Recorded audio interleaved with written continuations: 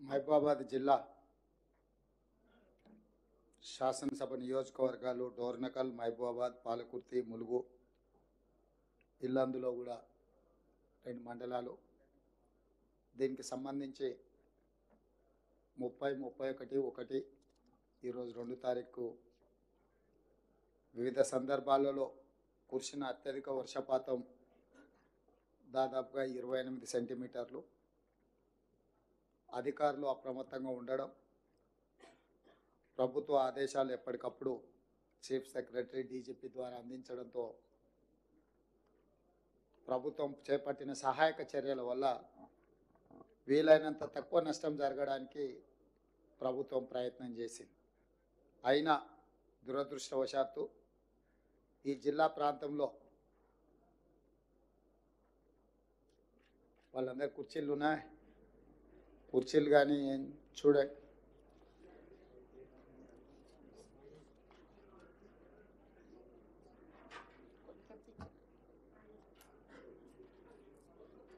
ప్రభుత్వం ముందస్తుగా అప్రమత్తంగా జాగ్రత్తగా వ్యవహరించినా కూడా ఈ జిల్లా ప్రాంతంలో ప్రాణ నష్టం, ఆస్తి నష్టం, ప్రభుత్వ ఆస్తులు దెబ్బతినడం ఇవన్నీ కూడా జరగడం బాధాకరం.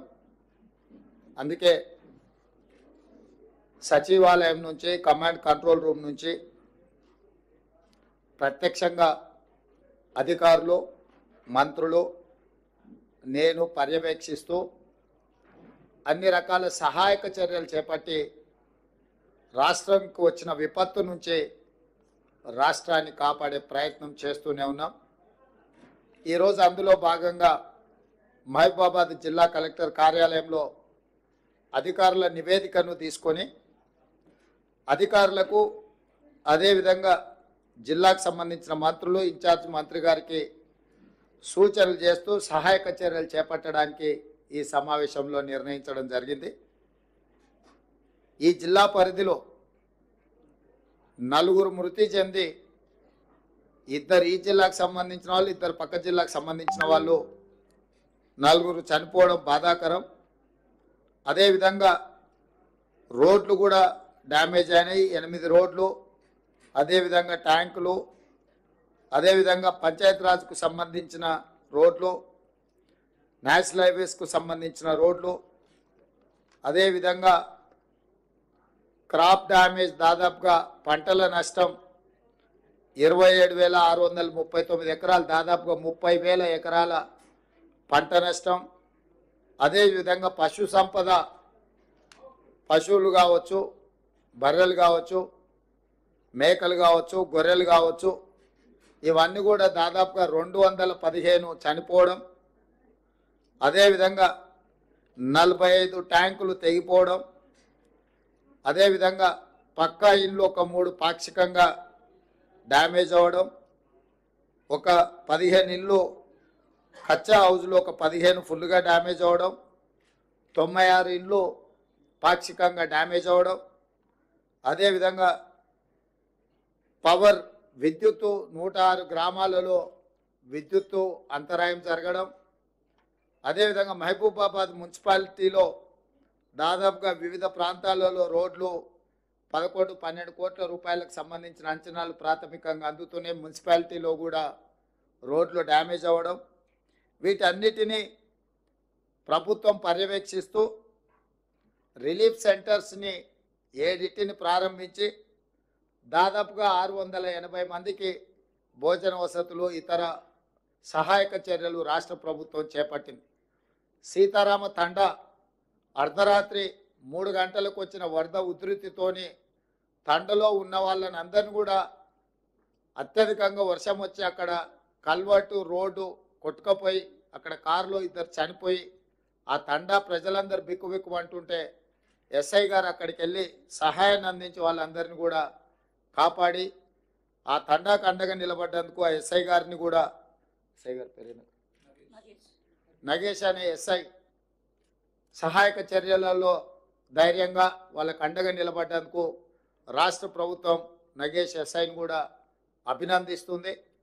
ముఖ్యంగా రెవెన్యూ సిబ్బంది, పోలీస్ సిబ్బంది నిరంతరం అహర్నిశలు పనిచేయడము, అప్రమత్తంగా ఉండడము, ప్రజలకు సహాయక చర్యలు చేపట్టడం వల్ల ఈ జిల్లాలో పరిస్థితులు అదుపులోకి వచ్చినాయి. తక్కువ ప్రాణ నష్టం, తక్కువ ఆస్తి నష్టం జరిగింది. అందుకే రెవెన్యూ అదేవిధంగా పోలీస్ అధికారులను, సిబ్బందిని నేను అభినందిస్తున్నా. అదే సమయంలో చనిపోయిన కుటుంబాలకు, ప్రతి కుటుంబానికి, చనిపోయిన ప్రతి వ్యక్తికి 5 లక్షల రూపాయల నష్టపరిహారం ఇవ్వాలి అని ఈరోజు ప్రభుత్వం నిర్ణయం తీసుకున్నది. నేను కలెక్టర్ గారికి, ఇన్ఛార్జ్ మినిస్టర్ గారికి ఆదేశాలు ఇస్తున్నా. తక్షణమే ఆ కుటుంబాలకు ఆ సహాయక చర్యలు అందించే విధంగా చేపట్టాలి. అదేవిధంగా కారేపల్లికి సంబంధించిన ఒక సైంటిస్ట్ వాళ్ళ తండ్రి చనిపోవడం, ఆ కుటుంబాన్ని నేను ప్రత్యక్షంగా ఇప్పుడు పరామర్శించి వాళ్ళ ఇల్లు కూడా కట్టుకునే పరిస్థితి లేదు, ఆ కుటుంబానికి ఇందిరమ్మ ఇల్లు ఒకటి మంజూరు చేయమని కూడా అధికారులకు అదేవిధంగా మంత్రి గారికి సూచన చేయడం జరిగింది.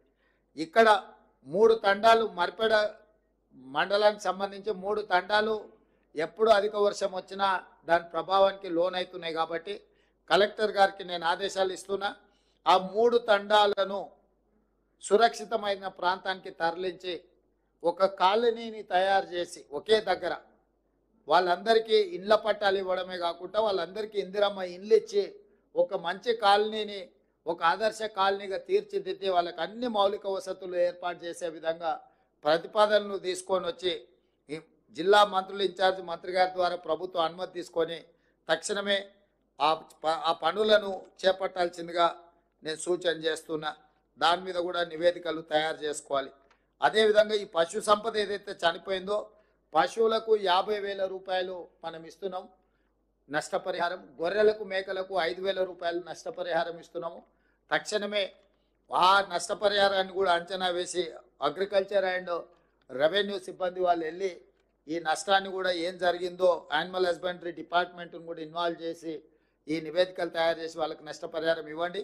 అదేవిధంగా దాదాపుగా 30,000 ఎకరాల పంట నష్టం అంటున్నారు. అగ్రికల్చర్ సిబ్బందిని కూడా గ్రామాలకు వెళ్ళి ఇంకా ఏమైనా అధికంగా ఉందా, ప్రజలకు ఏం నష్టం జరిగింది, రైతులకు తక్షణమే చూసి ప్రతి ఎకరాకు 10,000 రూపాయల నష్టపరిహారానికి ప్రతిపాదనలు పంపించి తక్షణమే సహాయక చర్యలను కూడా చేపట్టండి. అదేవిధంగా ఇప్పుడు ఈ రోడ్లకు సంబంధించి కానీ, హౌజెస్కు సంబంధించి కానీ ప్రధానమంత్రి ఆవాస్ యోజన కింద ఇట్లా ప్రమాదాలు జరిగినప్పుడు ఈ ఇండ్లు పోతే కేంద్ర ప్రభుత్వం నుంచి కూడా మనము నష్ట సహాయాన్ని వాళ్ళకు సహకారం అందించడానికి నివేదికలు పంపించవచ్చు. కేంద్ర ప్రభుత్వం నుంచి కూడా ఏమేమి మనము నష్టపరిహారం దీనికి పొందవచ్చో నివేదికలు తయారు చేయండి. కేంద్ర ప్రభుత్వానికి కూడా నివేదించడానికి మనం నిన్ననే ప్రధానమంత్రి గారికి లేఖ రాష్ట్రము తెలంగాణ రాష్ట్రంలో వచ్చిన ఈ ఉపద్రవము జాతీయ విపత్తుగా ప్రకటించాలి. తక్షణమే 5,438 కోట్ల రూపాయల నష్టం జరిగిందని తాత్కాలిక అంచనా రాష్ట్ర ప్రభుత్వ యంత్రాంగం అంచనా వేసిండ్రు. ఈ అంచనాను పరిగణలోకి తీసుకొని 2,000 కోట్ల రూపాయలు తక్షణమే తెలంగాణ రాష్ట్రానికి విడుదల చేయండి. అదేవిధంగా ఈ తెలంగాణ రాష్ట్రంలో జరిగిన నష్టాన్ని, ప్రాణ నష్టాన్ని, ఆస్తి నష్టాన్ని చూడడానికి ప్రధానమంత్రి గారిని కూడా ఆహ్వానించడం. ఎందుకంటే ప్రధానమంత్రి గారు ప్రత్యక్షంగా తెలంగాణ రాష్ట్రంలో జరిగిన నష్టాన్ని పరిశీలిస్తే వారు అధికంగా నిధులు ఇచ్చే తెలంగాణ రాష్ట్రాన్ని ఆదుకోవడానికి అవకాశం ఉంటుంది. కాబట్టి తెలంగాణ రాష్ట్ర ప్రభుత్వం తరఫున ప్రధానమంత్రి గారిని కూడా మనం ఆహ్వానించడం జరిగింది. ఒకవేళ వారు పర్యటనకు వస్తే వారికి నివేదికలు అందించడానికి మహబూబాబాద్ జిల్లాలో జరిగిన అంచనాలను పూర్తి స్థాయిలో నివేదికలు తయారు చేసి ప్రభుత్వానికి పంపాల్సిందిగా ఈరోజు నేను కలెక్టర్ గారికి ఆదేశాలు జారీ చేయడం జరుగుతుంది. అదేవిధంగా ఇప్పుడు మీరు ఇచ్చిన నివేదిక చాలా వరకు డీటెయిల్గా ఉన్నది. ఇప్పుడు జరిగిన నష్టాన్ని మీరు ఒక కోణంలో చెప్పారు, కానీ వాస్తవంగా ఇప్పుడు వర్షం తగ్గడం, వరదలు నియంత్రణలోకి రావడము, ఇప్పుడు విష జ్వరాలు ప్రబలి అంటురోగాలు పెరిగే ప్రమాదం ఉంది. ఇప్పుడు నిజమైన సేవా కార్యక్రమాలు మొదలుపెట్టాలి. మెడికల్ అండ్ హెల్త్ డిపార్ట్మెంట్ని తక్షణమే తండాలు కానీ, గ్రామాలు కానీ, లేకపోతే మహబూబాబాద్ మున్సిపాలిటీలో కానీ బురద ఏదైతే వచ్చిందో వరదల వల్ల తక్షణమే ఆ బురదను తొలగించడానికి అవసరమైన సహాయక చర్యలు రెవెన్యూ సిబ్బంది, ఇతర శాఖల సిబ్బంది, మున్సిపల్ శాఖ సిబ్బంది తక్షణమే సహాయక చర్యలలో పాల్గొనాలి. అదేవిధంగా ప్రజలకు ఇళ్లలో వచ్చిన బురద కడుక్కోవడానికి నీళ్లు కూడా అత్యధికంగా అందుబాటులో ఉంచే విధంగా ఒకవేళ మీకు నల్లాల ద్వారా ఇవ్వగలిగితే ఫుల్ టైం వాటర్ ఇవ్వండి. అట్లా లేకపోతే ట్యాంకర్ల ద్వారా నీటిని ఇస్తే ప్రజలు ఆ బురదంతా కడుక్కోవడానికి అవకాశం ఉంటుంది. అదేవిధంగా రోడ్ల మీద కూడా నీళ్ళ ట్యాంకర్లను నీళ్లు కొట్టడం ద్వారా ఈ బురదను మనం తొలగిస్తే అంటు రోగాలు ప్రబలడానికి తక్కువ అవకాశం ఉంటుంది. ఈ క్లీన్ చేసిన తర్వాత బ్లీచింగ్ పౌడర్ కానీ దోమలు రాకుండా దోమల నివారణ చర్యలు ఏమేమి తీసుకోవాలనో సంబంధిత శాఖ అధికారులను మెడికల్ హెల్త్ అండ్ మున్సిపల్ శాఖకు సంబంధించిన అధికారులను కూడా అప్రమత్తం చేసి ఇతర ప్రాంతాల నుంచి ఎవరైనా అధికారులు ఉంటే కూడా అవసరమైతే అత్యవసరంగా ఇటు వాళ్ళని తెచ్చుకొని వాళ్ళని కూడా మీరు వినియోగించుకొని ఈ సహాయక చర్యలలో కూడా మీరు పాల్గొనాలి. నేను స్పష్టంగా జిల్లా ఇన్ఛార్జ్ మంత్రి గారికి సూచన చేస్తున్న, అధికారులకు ఆదేశాలు ఇస్తున్నా, ఎక్కడైతే ఈ నష్టం జరిగిందో, ఎక్కడి ప్రజలకైతే కష్టం వచ్చిందో ఇతర ప్రాంత అధికారులను మీరు తీసుకోండి. పోలీస్ సిబ్బంది కూడా నేను సూచన చేస్తున్నా. ఇతర పోలీస్ స్టేషన్లలో ఉన్న సిబ్బందిని కొంత మేరకు ఐజీ గారికి కూడా నేను ఆదేశాలు ఇస్తున్నా.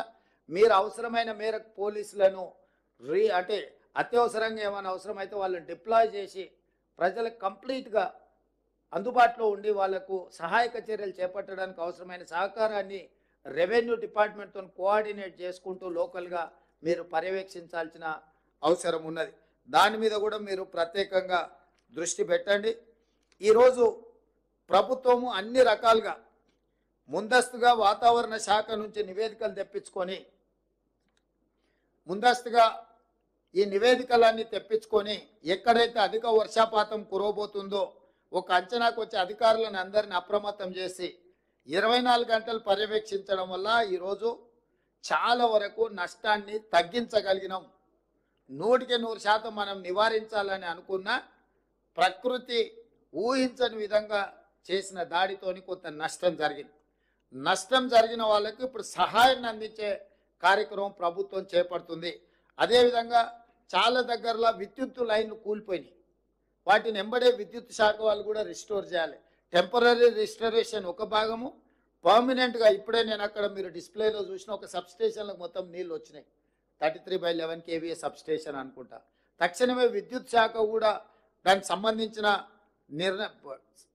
పునరుద్ధరణకు అవసరమైన పోల్స్ కానీ ట్రాన్స్ఫార్మర్లు కానీ విద్యుత్ లైన్లు వేసుకోవడానికి కానీ అవసరమైన మొత్తం సామాగ్రిని మీరు సమకూర్చుకొని తక్షణమే దాన్ని కూడా మీరు పరిష్కరించుకోవాలి.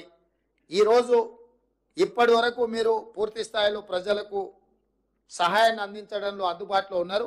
ఇక ముందు ఈ విష జ్వరాలు కానీ ఇక్కడ జరిగిన నష్టాన్ని కానీ నష్టానికి నష్టపరిహారం ఇవ్వడానికి సంబంధించిన నివేదికలు కూడా పక్కాగా మీరు ఏర్పాటు చేసుకోవాలి.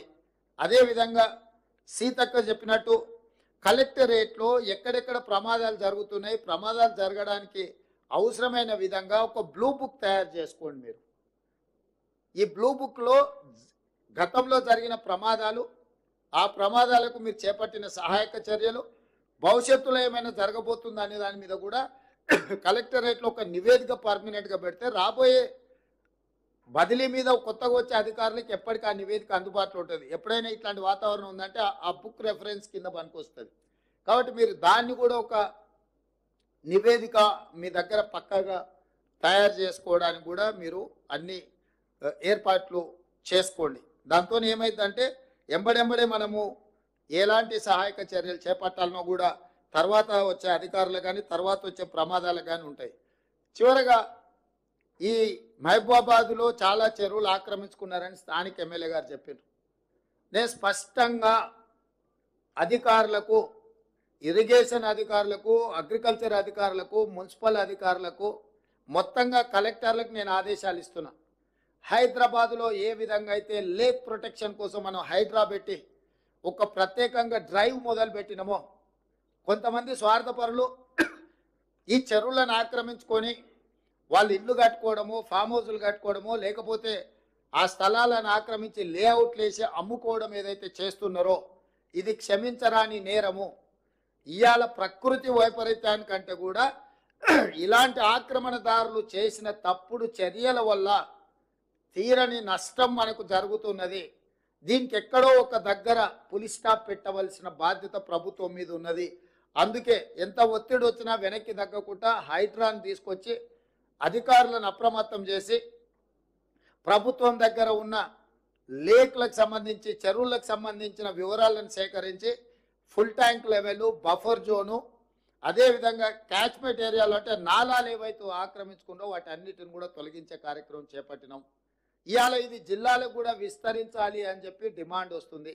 నేను అనేది ఏంటంటే హైదరాబాద్ పరిమితిలో ఒక ఏర్పాటు చేసిన యంత్రాంగము జిల్లాలలో కూడా మీరు ఇట్లాంటిది ఒక సిస్టమ్ని ఎవాల్యుయేట్ చేసుకోండి.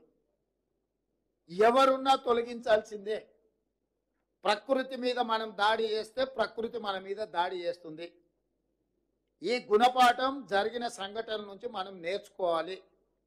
మనిషి అనే వాడికి ఆలోచన చేసే శక్తి ఉంది కాబట్టి ప్రకృతిని మనం చెరబట్టాలని చూస్తే ఆ ప్రకృతి ప్రకోపిస్తే ఏం జరుగుతుందో మనం కళ్ళతో చూస్తున్నాము. అది ఉత్తరాఖండ్ కావచ్చు, లేకపోతే తెలంగాణ కావచ్చు, విజయవాడ కావచ్చు, లేకపోతే హైదరాబాద్ కావచ్చు. ఎక్కడైనా ప్రకృతి మీద మనం దాడి చేస్తే అది తప్పకుండా దాని యొక్క దుష్ఫలితాలు మనం చవి చూడవలసిన పరిస్థితి ఉంది. అందుకే నేను స్పష్టంగా అధికారులకు ఆదేశాలు ఇస్తున్నా. నేను ఎంక్వైరీ కూడా ఆర్డర్ చేస్తా. రాష్ట్రం మొత్తం మీద కూడా చెరువుల ఆక్రమణ మీద స్పెషల్ డ్రైవ్ చేపడతా. ఎవరైనా వాళ్ళు ప్రజాప్రతినిధులు అయి ఉండొచ్చు, లేకపోతే ఇతరులు అయి ఉండొచ్చు, లేకపోతే సమాజంలో బాగా ఇన్ఫ్లుయెన్స్ ఉన్న వాళ్ళు అయి ఉండొచ్చు. మీరు ఇట్లాంటివి ఏమైనా చేస్తే మీరే స్వయంగా వాటిని సరెండర్ చేస్తే అది మీకు గౌరవంగా ఉంటుంది, ప్రభుత్వానికి వెసులుబాటుగా ఉంటుంది. అట్లా కాకుండా ఏదైనా జరిగితే మాత్రం ప్రభుత్వం కఠినంగా చర్యలు తీసుకోవడానికి వెనక్కి తగ్గదు. ఏ ఒత్తిడి వచ్చినా ప్రభుత్వం తట్టుకోవడానికి సిద్ధంగా ఉన్నది. ఇట్లాంటి విషయాలలో ఎక్కడ కూడా ప్రభుత్వము వెనక్కి తగ్గదు. కాబట్టి ఈనాడు ఈ చెరువులకు సంబంధించి, కుంటలకు సంబంధించి, కాలువలకు సంబంధించి, నాలాలకు సంబంధించి స్పష్టమైన చర్యలు తీసుకోవాల్సిన అవసరం ఉన్నది. అందుకే కలెక్టర్ గారికి నేను ఆదేశాలు ఇస్తున్నా. మీ పరిధిలో ముఖ్యంగా మహబూబాబాద్లో ఈ చెరువుల ఆక్రమణ కూడా అధికారిక రికార్డులను మీరు ఒకసారి సమీక్షించుకొని ఈ ఆక్రమణలకు సహకరించిన అధికారుల మీద కూడా చర్యలు తీసుకోవాల్సిన అవసరం ఉన్నది.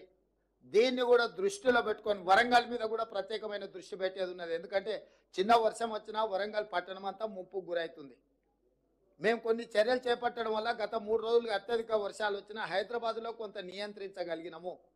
నాలాల ఎంక్రోచ్మెంట్ రామ్నగర్లో ఒక్క నాలా ఎంక్రోచ్మెంట్ తొలగిస్తే నా రామ్నగర్ ఏరియా మొత్తం వరదలో మునిగిపోకుండా ఈరోజు ఆ రామ్నగర్ ప్రజల్ని కాపాడగలిగినాం. అంటే ఒక్క నాలా తొలగిస్తేనే ఇంత సహాయము జరిగింది. కాబట్టి నాలాల ఆక్రమణను కూడా ప్రభుత్వం ఉపేక్షించదు.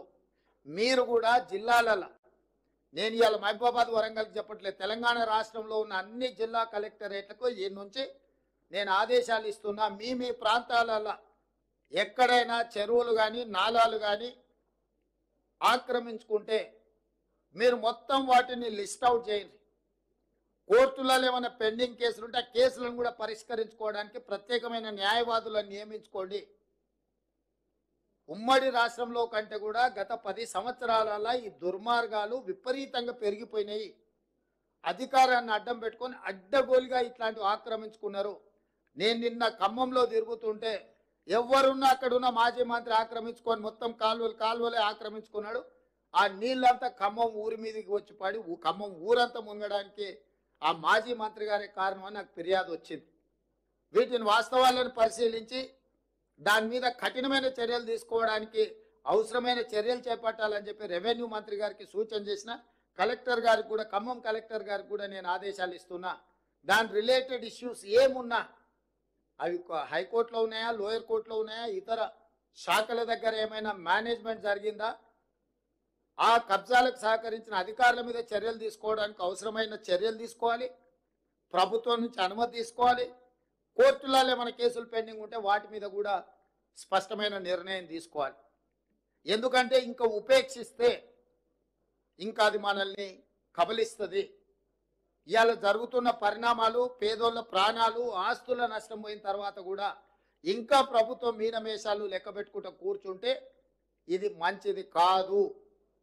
కాబట్టి నేను స్పష్టంగా మీడియా మిత్రుల ద్వారా తెలంగాణ రాష్ట్రంలో ఉండే అందరు అధికారులకు నేను ఆదేశాలు ఇస్తున్నా. ముఖ్యంగా చెరువులను ఆక్రమించుకున్న ఎంతటి వారు ఉన్నా తొలగించాల్సిందే. దీనికి మొదట నివేదికలు తయారు చేయండి. హడావిడి చేయడం వల్ల ప్రయోజనం లేదు. పకడ్బందీగా నివేదికలు తయారు చేసి ఆక్రమణలు గుర్తించి అవసరమైతే కోర్టు నుంచి అనుమతి తీసుకుందాం. ఈ ఆక్రమణలు తొలగించడానికి విధి విధానాలు పాటించుకుంటూనే పక్కాగా చర్యలు తీసుకుందాము. ప్రభుత్వం ఇది ఒక ప్రత్యేక కార్యాచరణ కింద తీసుకుంటుంది. ఈ ప్రభుత్వం ప్రాధాన్యతతో కూడుకున్న పనులలో చెరువుల యొక్క ఆక్రమణలను, నాలాల ఆక్రమణలను తొలగించేది చాలా అత్యంత ప్రాధాన్యతతో కూడిన కార్యక్రమంగా తీసుకుంటాం. మేము రకరకాలుగా స్పందిస్తున్నారు నాయకులు. కొంతమంది ఈయననే ఇప్పుడే ముఖ్యమంత్రి అయినా, ఇప్పుడే వచ్చిండా అని. అవునాయన, నేను ఇప్పుడే ముఖ్యమంత్రి అయినా, ఇప్పుడే అధికారం వచ్చింది, అధికారం పేద ప్రజలకు ఉపయోగిస్తున్నాను. నేను ఇన్నాళ్ళు మీ చేతుల అధికారం ఉండి మీరు ఆ ప్రభుత్వంలో మీరు మంత్రిగా పనిచేసారు. మీరు ఆక్రమించుకుంటుంటే కళ్ళు మూసుకొని ఉన్నారు. ఇప్పుడు నేను కనీసం చేయాలనే ప్రయత్నం చేస్తున్న కొంతమంది నాయకులు మాట్లాడుతున్నారు. నేను వాళ్ళ పేర్లు ప్రస్తావించదలుచుకోలేదు, ఎందుకంటే ఇది కొంత ప్రజలు ఇబ్బంది పడుతున్న, కష్టపడుతున్న సందర్భం. పెద్ద రాజకీయాలకు తావియదలుచుకోలేదు. ఇక రెండవది, అమెరికాలో జల్సాలలో మునిగి తేలుతున్నాయని కూడా ట్విట్టర్లో మా ప్రభుత్వాల మీద, మంత్రుల మీద దాడి చేస్తున్నాడు. నిజంగానే నీకు కన్సర్న్ ఉంటే 4 రోజుల నుంచి ప్రతిపక్ష నాయకుడు ఒక పలుకు కూడా పలకలే, బయట కూడా కనిపిస్తలేడు. ఆయన ఎక్కడున్నాడో తెలియదు. ఆయన పుత్రుడు అమెరికాలో జల్సాలు చేసుకుంటూ ఆయన ప్రభుత్వం మీద బురద జల్లే ప్రయత్నం చేస్తున్నాడు. 4 రోజుల తర్వాత మేము ప్రశ్నిస్తే ఇవాళ ఒక ఆయన బయలుదేరాడు, సూర్యాపేట పోయిందంట, ఆ నుంచి ఖమ్మం పోయిందంట. 100 ఎలుకలు తిరిగిన పిల్లి తీర్థయాత్రలు పోయిందంట, ఇంక ఇట్లాంటి తప్పులు చేయనని. 10 ఏళ్ల నుంచి ఆక్రమించుకున్నది మీరే. ఖమ్మంకు వెళ్ళిన మాజీ సాగునీటి పారుదల శాఖ మంత్రి హరీష్ రావు గారు, మిమ్మల్ని సూటిగా నేను అడుగుతున్నా, మీ మాజీ మంత్రి పువ్వాడ అజయ్ ఆక్రమించుకున్న కాలువల్ని తొలగించడానికి మీరు ఖమ్మంలో డిమాండ్ చేయగలరా? నేను మీ దగ్గరికి అధికారులను పంపిస్తే, ఎందుకంటే మీరు గతంలో చెరువులకు సంబంధించిన minor irrigation and major irrigation మినిస్టర్గా మీరు పనిచేసినారు. రాష్ట్రం పట్ల పూర్తిగా సంపూర్ణమైన అవగాహన ఉందని మీరు పదే పదే మాట్లాడుతుంటారు హరీష్ రావు గారు. పువ్వాడ అజయ్ ఆక్రమించుకున్న కాలువలను తొలగించడానికి మీరు చిత్తశుద్ధితోని మీరు సహకరిస్తారా? ఈ ఒక్క ప్రశ్నకు సమాధానం చెప్పిన తర్వాత ఇక ప్రభుత్వం ఈ వర్షంలో బాధ్యతాయుతంగా వ్యవహరించిందా, వ్యవహరించలేదా ప్రజలు తెలుస్తారు. మేము బాధ్యతాయుతంగా వ్యవహరించకపోతే ప్రజల దగ్గరికి మేము వెళ్ళగలిగే వాళ్ళం కాదు. ప్రతి క్షణం మా మంత్రులు కార్యాచరణ స్థానికంగా ఉన్నారు. స్టేట్ అంతా సమన్వయం చేసుకొని అధికారులకు ఆదేశాలు ఇచ్చి ఒక స్పష్టమైన నిర్దిష్టమైన కార్యాచరణతో నేను బయలుదేరి 2 రోజుల నుంచి ప్రజలలో తిరుగుతున్నా. ఇది మా ప్రభుత్వం యొక్క చిత్తశుద్ధి. 10 సంవత్సరాలు మీరు అధికారంలో ఉన్నారు. ఏ రోజైనా చంద్రశేఖరరావు గారు వరదలు వచ్చినా, ప్రమాదాలలో ప్రజలు చనిపోయినా ఒక్క రోజైనా పరామర్శించడానికి వారు బయటకు వచ్చిండ్రా? ఒక్క రోజైనా ఆ కుటుంబాల దగ్గరికి చంద్రశేఖరరావు గారు వెళ్ళిండ్రా? మీ దగ్గర రికార్డు ఉంటే తీయండి. 2014 నుంచి 2024 జనవరి వరకు చాలాసార్లు వర్షాలు, వరదలు, ప్రజలు చనిపోవడం, ప్రమాదాలు జరగడం మనం కళ్ళతో చూసినాం. చంద్రశేఖరరావు వరదలు వచ్చినప్పుడు ఏ ప్రజల దగ్గరికి వెళ్ళిండో ఒక్క ఆధారం చూపించండి. మాసాయిపేటలో రైలు కింద పడి స్కూల్ పిల్లలు 30-40 మంది చచ్చిపోతే ఆయన సొంత నియోజకవర్గం. పసిపిల్లలు చచ్చిపోతే కూడా ఆ కుటుంబాలను పరామర్శించడానికి ఓలే. ఔటర్ రింగ్ రోడ్డు దగ్గర ఒక వెటర్నరీ డాక్టర్ని ముష్కర్లు ఎత్తుకెళ్ళి బ్రూటల్లీ రేప్ అండ్ మర్డర్ చేస్తే కూడా ఆ కుటుంబాన్ని పరామర్శించడానికి ఓలే. మానవత్వం లేని వ్యక్తిగా 10 సంవత్సరాలు ప్రభుత్వాన్ని నడిపిన మీరు ఈరోజు ప్రజలలో ఉన్న మమ్మల్ని ప్రతి క్షణం ప్రభుత్వం అప్రమత్తంగా ఉండి పనిచేస్తుంది. ఇవాళ పక్క రాష్ట్రంలో, మన రాష్ట్రంలో కృష్ణా జిల్లా, ఖమ్మం జిల్లా కౌలపిల్లలాగా ఉంటాయి పక్కన పక్కన. ఒకే రకమైన వర్షము, ఒకే రకమైన పరిస్థితులు ఉంటే అవతల ఎంత జరిగింది నష్టం, యువతలు ఎంత జరిగిందో ఒక అంచనా వేయండి. ఈ ప్రభుత్వం అప్రమత్తంగా ఉందో లేదో. అవతల నష్టం జరగడం కూడా బాధాకరం. అవతల జరిగి ఉండొద్దు, యువతల జరిగి ఉండొద్దు. కాకపోతే ఈ ప్రభుత్వం అప్రమత్తంగా ఉందా లేదా అనే దానికి ఒక సరిపోల్చుకోవడానికి 2 పక్కనే ఉన్నాయి. మీరే చెప్తారు అవతల రాష్ట్ర ముఖ్యమంత్రి గారు అప్రమత్తంగా ఉన్నారు, సంతోషం, మంచిది. వారి అనుభవంతో అప్రమత్తంగా ఉండి ఆ జిల్లాను, ఆ రాష్ట్రాన్ని ఆదుకోవడానికి ప్రయత్నం చేశారు. అదే సందర్భంలో ఈ రాష్ట్ర ముఖ్యమంత్రి కూడా 24 గంటలు కంటిన్యూస్గా 30 తారీఖు నుంచి ఈ రోజు వరకు కంటిన్యూస్గా పర్యవేక్షిస్తూనే ఉన్నాం, చర్యలు తీసుకుంటూనే ఉన్నాం. రెండింటిని పోల్చి చూడండి. మరి అవతల రాష్ట్రంలో ప్రతిపక్ష నాయకుడు లేకపోతే మా నాయకురాలు షర్మిల గారు ప్రజలకి వెళ్ళి కష్టపడ్డోళ్ళ దగ్గర, ఇక్కడ ఉన్న ప్రతిపక్ష నాయకుడు ఎక్కడున్నాడు? అసలు ఉన్నాడా? ఎందుకు కనిపిస్తలేడు? ఎందుకు మాట్లాడతలేడు? ఆయన కొడుకెక్కడ ఉన్నాడు? అమెరికాలో లేడా? అమెరికాలో జల్సాలు చేయట్లేదా? అమెరికాలో జల్సాలు చేసేటోడు కూడా మా 10 ఏళ్ళ అధికారం అనుభవించి 1,00,000 కోట్లు అక్రమంగా సంపాదించుకొని అమెరికాలో జల్సాలు చేస్తున్నాడు కూడా ఈరోజు ఈ ప్రభుత్వం మీద దాడి చేస్తున్నారు. అయినా ఈ ప్రభుత్వం మనోధైర్యం కోల్పోదు. ధైర్యంతో ప్రజలకు అండగా నిలబడి ప్రజల్ని ఆదుకోవడానికి ప్రయత్నం చేస్తుంది. స్వచ్ఛంద సంస్థల్ని సమాజంలో ప్రముఖులుగా భావించే వాళ్ళను, కార్పొరేట్ కంపెనీలకు నేను విజ్ఞప్తి చేస్తున్నా, ప్రజలు కష్టాలలో ఉన్నారు, మీ చేతనైన ఆర్థిక సహాయాన్ని అందించండి. మానవత్వం ప్రదర్శించాల్సిన అవసరం ఉన్నది. ఈరోజు మానవీయ కోణంలో వీళ్ళందరూ కూడా ఆలోచన చేసి చెయ్యగలిగిన సహాయాన్ని ఈ పేదలకు అందించండి. సహాయం అందించిన వాళ్ళు మనోధైర్యాన్ని ఇవ్వండి. మేము మీకు అండగా నిలబడ్డాము అని ఒక మంచి మాట అయినా మాట్లాడండి. తద్వారా వాళ్ళు కొంచెం ఉపశమనం పొందుతారు. కష్టాలలో ఉన్న వాళ్ళకు ఒక ఓదార్పు కూడా కొంత వాళ్ళకు మనోధైర్యాన్ని పెంచుతుంది. కాబట్టి ఈరోజు ఈ ప్రభుత్వం అన్ని రకాలుగా ఆదుకుంటుంది, నష్టపరిహారాన్ని అందిస్తుంది. అన్ని రకాలుగా నేను అధికారులకు మళ్ళా సూచన చేస్తున్న ప్రజాప్రతినిధులు, మా ఎమ్మెల్యేలకు కూడా, మురళీ నాయక్ కానీ, రామచంద్ర నాయక్ గారు కానీ, యశస్విని రెడ్డి గారు కానీ, మా నాగరాజు గారు కానీ, వేదిక మీద ఉన్న ముఖ్యమైన నాయకులకు, ఎమ్మెల్యేలకు, సీతక్కకు, ఎంపీ పార్లమెంట్ నాయకుడు బలరాం నాయక్ గారు కానీ, అదేవిధంగా కనకయ్య గారికి, క్షేత్రస్థాయిలో మీరు ఎప్పుడు ప్రజల మధ్యలో ఉండండి, తిరగండి. గండ్ర సత్యనారాయణరావు గారు ఉన్నారు. ఎమ్మెల్యేలందరికీ, ఇక్కడ ఉన్న ఎమ్మెల్యేలకు, ఎంపీకి, మంత్రులకు నా సూచన ఒకటే, ప్రజల మధ్యలోనే ఉండండి, ప్రజల దగ్గరికి వెళ్ళండి, ప్రజల కష్టాలు తెలుసుకోండి. ఆ అంశాలు అధికారుల దృష్టికి తీసుకురండి. అధికారులు ఆ విషయాలను మీరు నివేదికలుగా మార్చండి. ప్రభుత్వం నుంచి అవసరమైన అనుమతులు తీసుకొని వాళ్ళని అన్ని రకాలుగా ఆదుకోవాల్సిందిగా మీడియా మిత్రులకు కూడా నా సూచన. మీరు కూడా ఏవైతే అంశాలను ప్రస్తావిస్తున్నారో మీడియా ద్వారా వాటన్నిటిని కూడా మేము పరిగణలోకి తీసుకుంటున్నాం. ఏదైనా విషయాలు ఉంటే కూడా అధికారుల దృష్టికి మీరు తీసుకురండి. మీరు తీసుకొచ్చిన విషయాలు ప్రజలకు ఉపయోగపడితే ఎంతో కొంత సహాయం అందించడానికి ఉపయోగపడుతుంది. కాబట్టి మనందరం కలిసికట్టుగా ఇప్పుడు మనం చర్యలు చేపట్టాలి. ఇది రాజకీయాలు చేసే సందర్భం కాదు. ఈ ప్రభుత్వం రాజకీయాలు చేయదు.